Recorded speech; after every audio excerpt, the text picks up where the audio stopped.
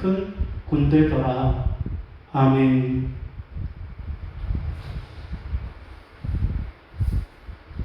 예, 주님의 사랑이 성도 여러분들과 함께 하시기를 바랍니다.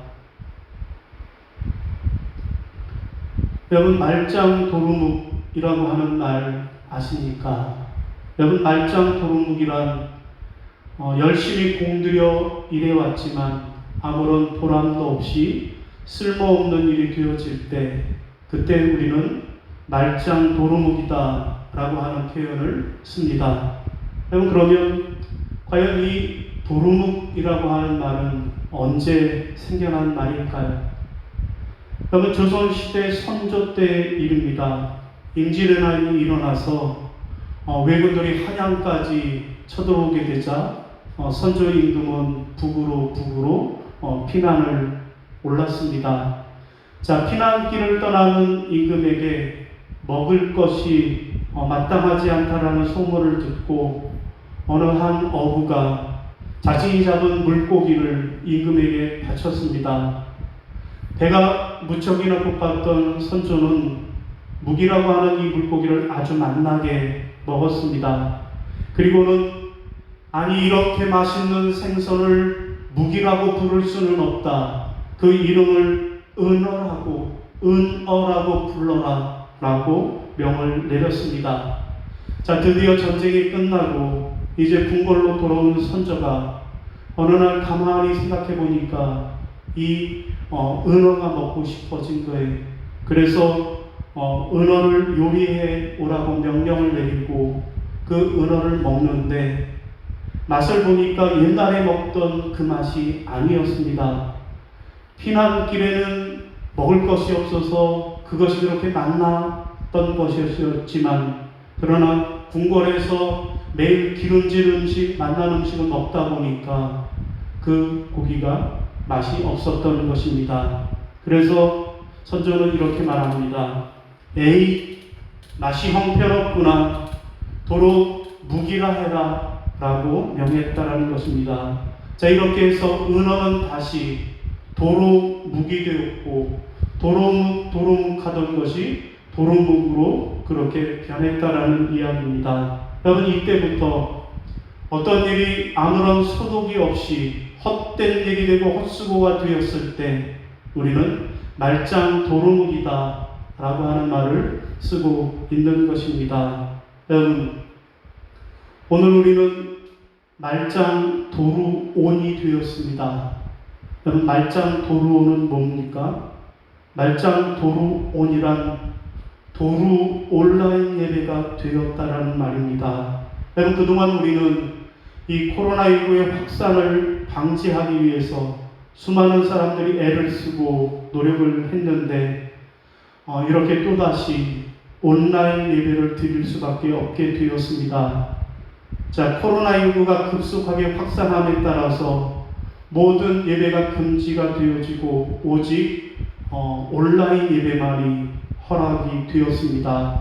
바라기는 속히 상황이 진정이 되어서, 그래서 모든 국민들이 다 안전해지고, 그래서 우리도 하나님의 전에 나와 마음껏 하나님 앞에 현장 예배, 대면 예배를 드릴 수 있는 그런 날이 올 수 있도록 간절히 기도하는 저와 여러분이 되시기를 바랍니다. 자, 그래서 다시 마음껏 대면 예배, 온라인 예배가 아니라 현장 예배를 드릴 수 있게 되는 그날이 올 수 있기를 주님의 이름으로 축원합니다. 여러분, 그러면 오늘 본문 말씀은 무슨 말씀입니까?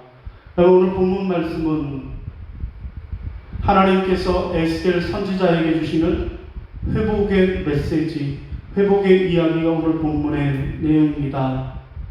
여러분, 주전 586년에 바벨론의 느부갓네살 왕이 대군을 이끌고 이스라엘을 침략해 들어왔습니다.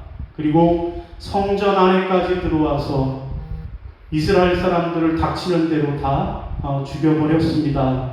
그리고는 성 안에 있는 각종 보물이라고 하는 보물, 또한 집기들 뿐만 아니라 하나님의 성전 기둥에 있던 그 금까지도 다 벗겨 버렸습니다.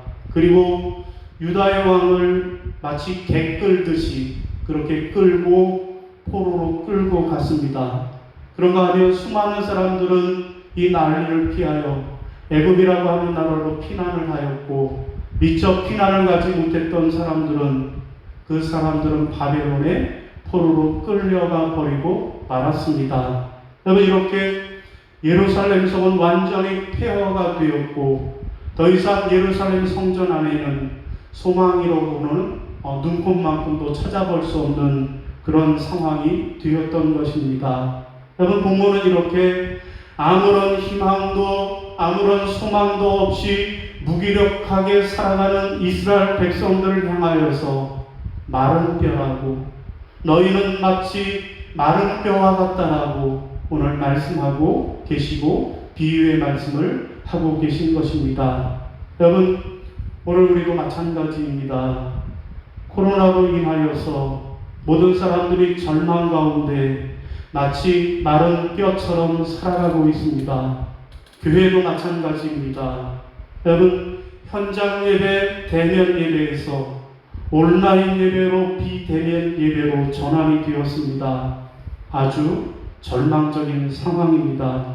여러분, 그런데 하나님께서는 에스겔 선지자를 통하여서 저 마른 뼈와 같은 절망적인 상태에 있는 저 이스라엘 백성들에게 희망의 메시지를 주십니다. 오늘 비대면 예배, 온라인 예배를 드리는 우리들에게 하나님께서 다시 회복의 말씀을 주고 계십니다. 그러면서 오늘 하나님 우리에게 하시는 말씀이, 비록 너희가 지금 마른 뼈와 같이 절망스러운 상황이 있으나 그러나 다시 살아나리라 라고 회복의 메시지를 주고 계신 것입니다. 사랑하는 여러분, 한국교회는 지금 에스겔 선지자가 본 것처럼 마른 뼈처럼 영혼의 생기를 잃어버렸습니다. 지금이야말로 다시 살아나고 회복되어야 할 때인 줄로 믿습니다. 여러분, 그러면 우리가 어떻게 하면 다시 살아날 수 있을까요? 어떻게 하면 우리의 신령과 우리의 교회와 우리의 예배가 다시 회복하는 날이 올 수 있을까요? 여러분, 첫 번째로 우리가 회복되려면 하나님의 말씀을 들어야만 하겠습니다. 다 함께 따라 하시겠습니다. 영상으로 예배 드리는 분들도 함께 따라 하시길 바랍니다. 하나님의 말씀을 들어야 합니다. 아멘. 자, 우리 4절 말씀 화면 보시고 같이 읽어봅니다. 시작. 또 내게 이르시되 너는 이 모든 뼈에게 대언하여 이르기를 너희 마른 뼈들아 여호와의 말씀을 들을지어다. 아멘. 여러분, 지금 하나님께서는 에스겔 선지자에게 마른 뼈들이 다시 회복될 수 있는 그 방법을 말씀하고 계십니다. 마른 뼈들이 다시 회복될 수 있는 그 방법, 그 첫째는 무엇입니까? 그것은 바로 하나님의 말씀을 듣는 것이라고 말씀하십니다. 다시 말해서 마른 뼈들에게 하나님의 말씀이 들어갈 때, 하나님의 말씀이 그들에게 들려질 때, 그때 그들이 다시 살아나리라고 말씀하고 계십니다. 여러분, 오늘 하나님의 말씀을 들으라 라고 하는 이 말씀이 4절과 5절과 7절과 9절과 10절에서 계속 반복되고 있습니다. 자, 이 하나님의 명령에 에스겔 선지자는 그 말씀대로 마른 뼈들을 향하여서 하나님의 말씀을 선포했습니다. 그랬더니 그렇게 오래되고 마른 뼈들이 모두 다 살아나기 시작을 했습니다. 여러분, 이것이 바로 하나님의 말씀의 능력입니다. 여러분, 오늘 우리도 하나님의 말씀을 읽고 하나님의 말씀을 듣고 하나님의 말씀을 묵상하는 삶을 살아갈 때, 그때 하나님께서 우리에게 새 힘을 주시는 줄로 믿습니다. 우리의 영혼이 다시 살아나게 될 것입니다. 그래서 온전히 우리의 영이 회복되고 우리의 예배가 회복되어지고 우리의 삶이 회복되어지는 놀라운 역사가 일어나는 줄로 믿으시는 여러분들이 계시기를 바랍니다. 여러분 그렇습니다. 어떻게 하면 우리가 회복될 수 있을까요? 그 회복의 비결 첫 번째는 바로 하나님의 말씀을 듣는 것입니다. 자, 오늘 우리도 비록 상황이 어렵지만 현장에 나와 하나님 앞에 예배하지 못하지만 그러나 여러분의 각자의 가정에서라도 하나님 앞에 온전히 말씀을 듣는 자들이 되시기를 바랍니다. 그럴 때 여러분들의 영혼이 살아나고 교회가 살고 예배가 회복되어지는 그런 은혜가 있는 줄로 믿으시기를 바랍니다. 여러분, 차명진 전 국회의원이 광복절 집회에 참석했다가 그만 코로나19 확진 판정을 받았다라고 하는 그런 소식입니다. 자, 이에 대해서 차명진 전 의원은 자신의 페이스북에 이렇게 글을 올렸습니다. 아들이 방송에 나온 것을 보신 어머니한테 전화가 왔는데 코로나 환자들이 들끓는 광화문 집회에는 왜 갔느냐라고 통곡을 하셨습니다. 이에 차 의원이 이렇게 어머니에게 말씀을 드렸다는 거예요.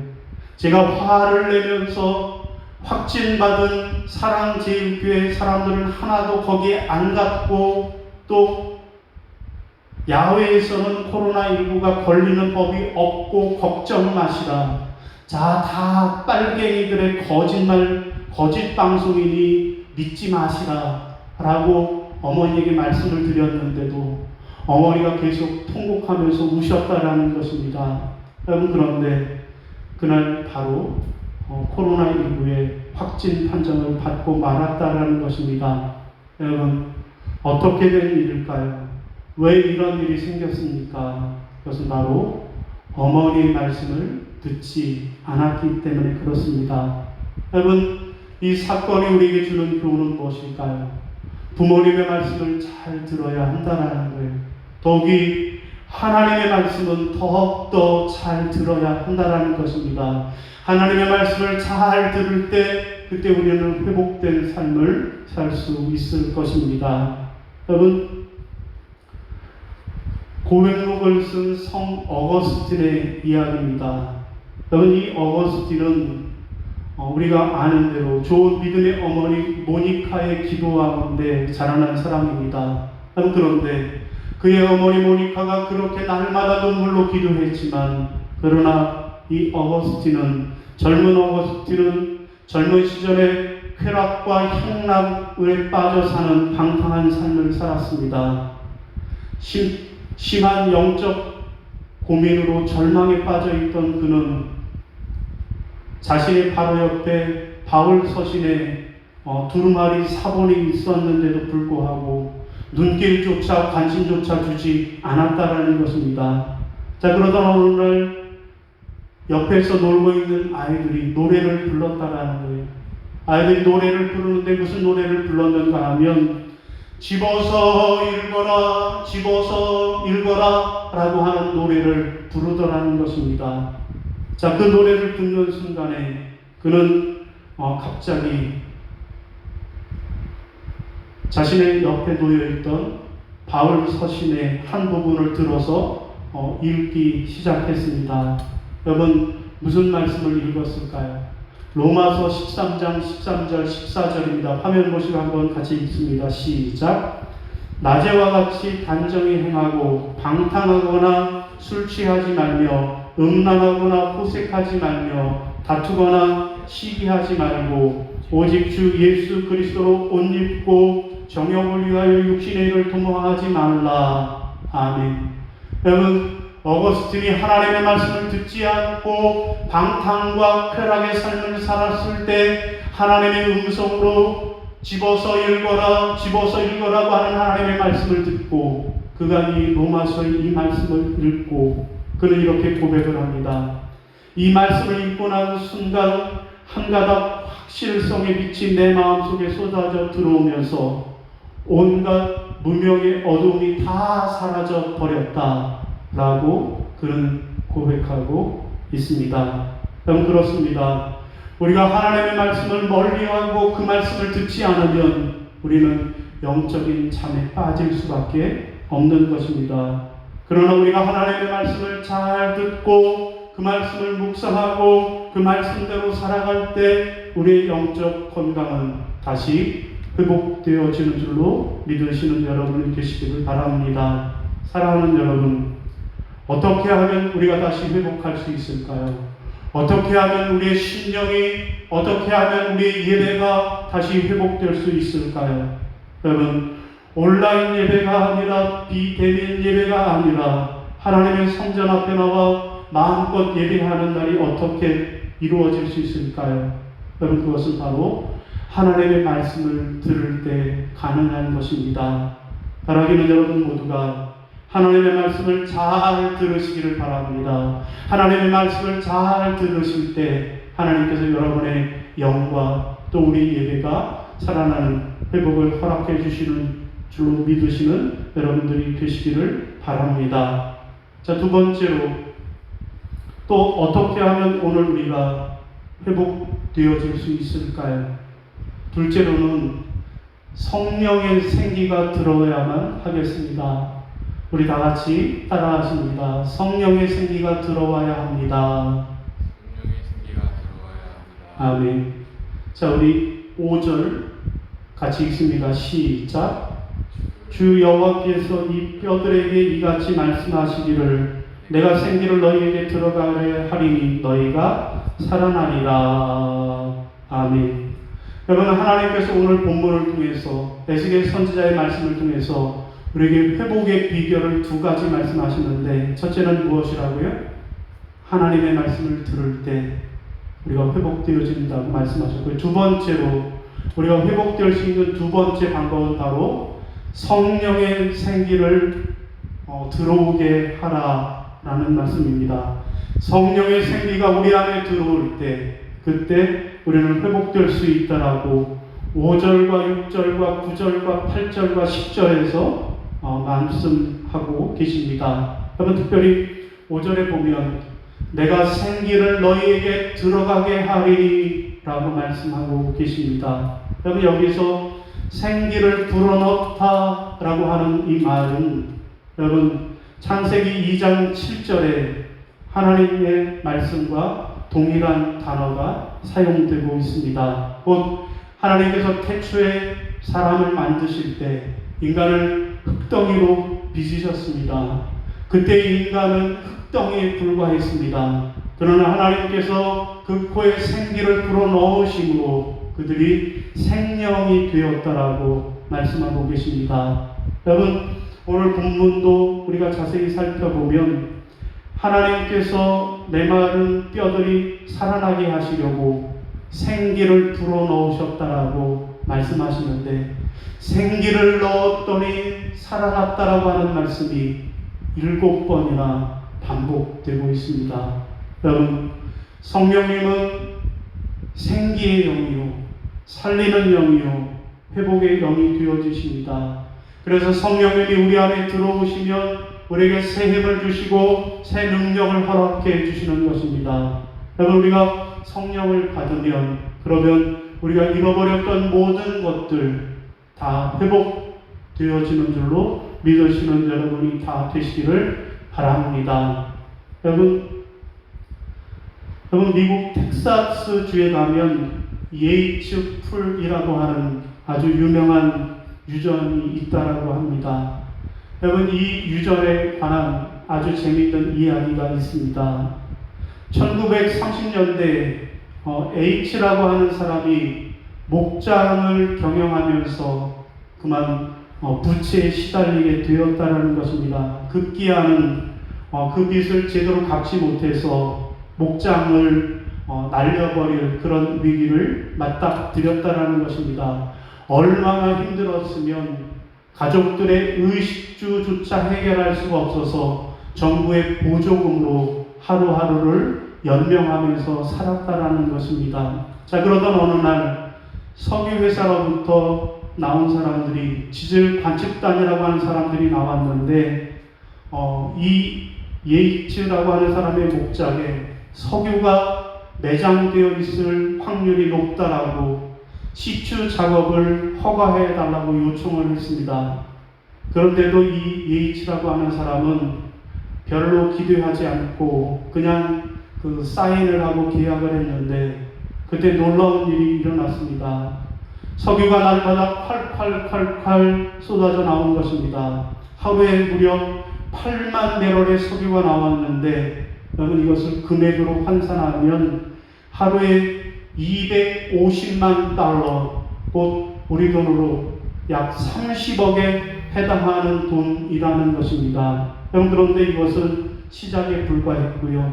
석유 회사가 주장하기를 약 30년 동안 계속해서 석유가 나올 것 같다라고 했다라는 것입니다. 여러분 예이치라고 하는 사람은 드디어 갑부가 되었다라는 것입니다.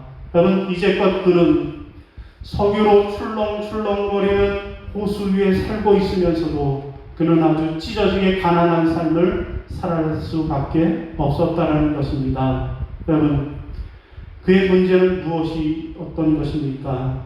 여러분 자기의 땅 아래 자기가 소유하고 있는 그 넓은 목장 아래 석유가 매장되었다라는 사실을 몰랐다라는 것입니다. 여러분 오늘 우리의 믿음도 마찬가지입니다. 수많은 그리스도인들이 우리 안에 계시는 성령님에게 엄청난 능력이 있음을 우리가 모르고 살고 있다라는 거예요. 우리 안에 성령님이 계시는데 그 성령님이 얼마나 놀라운 능력을 갖고 계시는 줄 우리가 모르고 살고 있다는 것입니다. 여러분 어떻습니까? 여러분 안에 계시는 성령님을 믿으시기를 바랍니다. 여러분이 그 성령님을 의지하면, 성령님을 여러분 안에 모시고 살아가기만 하면 여러분들은 날마다 승리하는 삶을 살아가게 되시는 줄로 믿으시는 여러분이 다 되시기를 바랍니다. 여러분 정택이 목사님의 간증을 소개합니다.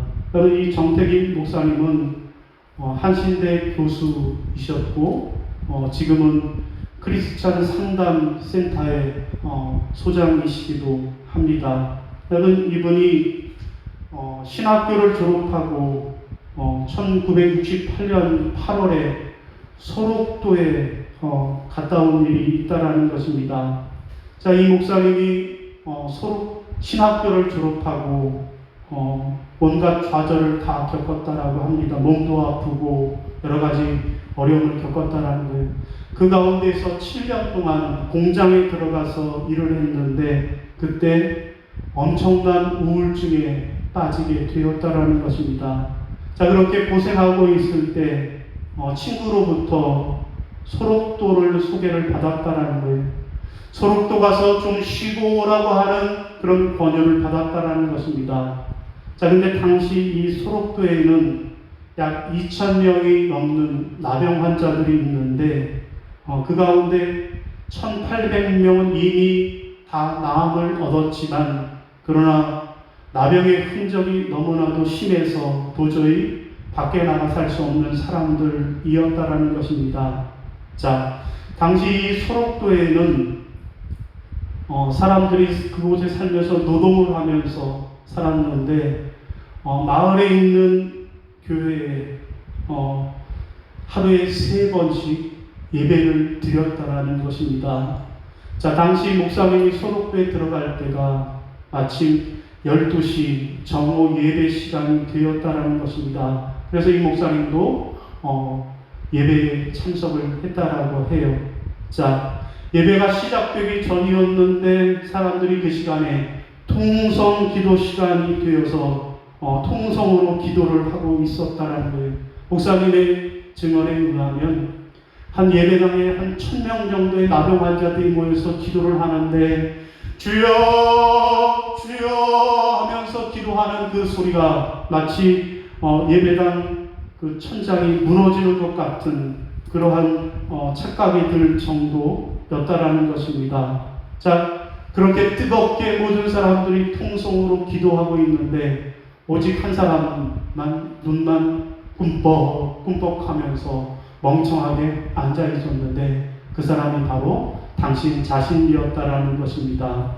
자, 그래서 이제 예배를 드리고 기도하는 사람들의 기도를 가만히 듣고만 있었는데 그때 이 목사님 등 뒤에서 한 남자의 목소리가 들려왔는데 그 소리는 통곡하는 소리였는데 이렇게 통곡하더라는 것입니다. 하나님, 이 은혜를 어찌 갚습니까? 하나님, 이 은혜를 어찌 갚습니까? 라고 하는 통곡 소리가 들려왔다라는 거예요. 그래서 이 목사님이 아니 누군데 어떤 사람인데 이렇게 통곡하면서 기도를 하는가 하고 뒤를 돌아가 봤는데 깜짝 놀랐다라는 거예요.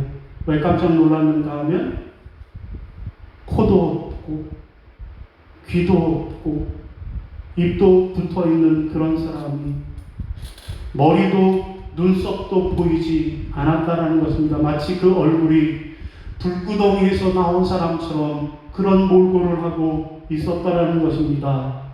다시 놀라서 자세히 보았더니 그 사람은 심지어 손과 발도 제대로 없는 사람이더라는 것입니다. 그런데도 그는 계속해서 하나님, 이 은혜를 어찌 갚습니까? 하나님, 이 은혜를 어찌 갚습니까? 그렇게 통곡하고 있었다라는 것입니다. 목사님은 그 순간에 처음으로 자기 마음속에 성령님이 들어오시는 것을 느꼈다는 것입니다. 그래서 자기는 지금까지 마치 에스겔 골짜기의 해골 같은 모습이었는데 하나님의 영이 들어오시고 나서 자신에게 생기가 들어오고 나서 이제는 군대와 같이 건강한 몸과 마음이 되었다라고 그렇게 간증을 하신 것입니다. 사랑하는 성도 여러분, 오늘 우리의 믿음은 어떻습니까? 어떻게 하면 우리의 믿음이 다시 회복되는 날이 올 수 있을까요? 성령의 생기가 우리 안에 들어와야 할 것입니다. 성령님과 함께 살아갈 때 그때 우리의 삶은 물론이요 우리 예배가 회복되어지고 우리의 영이 회복되어지는 그런 날이 오는 줄로 믿으시기를 바랍니다. 자, 여러분 이제 오늘 말씀을 정리하겠습니다. 여러분 어떻게 하면 회복될 수 있을까요? 어떻게 하면 교회가 회복되고 어떻게 하면 예배가 회복되고 어떻게 하면 내 신앙이 다시금 회복될 수 있을까요? 첫 번째로는 하나님의 말씀을 들어야만 합니다. 하나님의 말씀을 들을 때 우리가 회복되어지는 것이며 두 번째로는 성령의 생기가 들어와야 할 것입니다. 그럴 때 우리는 회복의 역사를 체험하게 되는 줄로 믿으시기를 바랍니다. 그러면 이렇게 하나님의 말씀을 듣고 하나님의 생기가 들어온 이 마른 뼈들에게 어떤 결과, 어떤 일이 생겼습니까? 그러면 10절 말씀 같이 화면 보고 있습니다. 시작. 이에 내가 그 명령대로 대언하였더니 생기가 그들에게 들어가매 그들이 곧 살아나서 일어나 서는데 극히 큰 군대더라. 아멘. 살아나서 일어나 서는데 극히 큰 군대더라. 아멘. 여러분 그렇습니다. 놀라운 회복의 역사가 일어났습니다. 아니 단순한 회복이 아니라 놀라운 부흥의 역사가 일어났던 것입니다.